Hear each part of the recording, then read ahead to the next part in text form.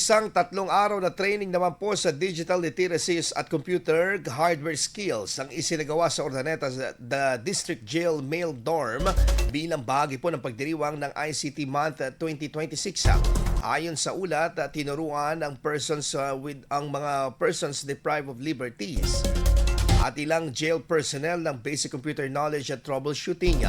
Pinangunahan ito ng ahensya katuwang ang isang universidad sa Dagupan City na may Information Technology Education Program. Kabilang sa training in computer assembly at disassembly at ang basic ICT concepts at kasama na rin ang practical troubleshooting ng computer units. Ayon sa BJMP URDANETA District Jail Male Dorm, ang aktibidad ay bahagi ng kanilang programang nakatuon sa pagbibigay ng technical na kaalaman sa mga PDLs at personnel na maaaring magamit sa hinaharap sa mga ICT-related na trabaho at alternatibong hanapbuhay. Ang pagtatapos ng programa, kinilala ang mga lumahok sa pamamagitan ng Certificate of Completion bilang patunay ng kanilang pagtatapos sa training sa ilalim ng ICT Month 2026 activities. IFM News. IFM News. IFM News.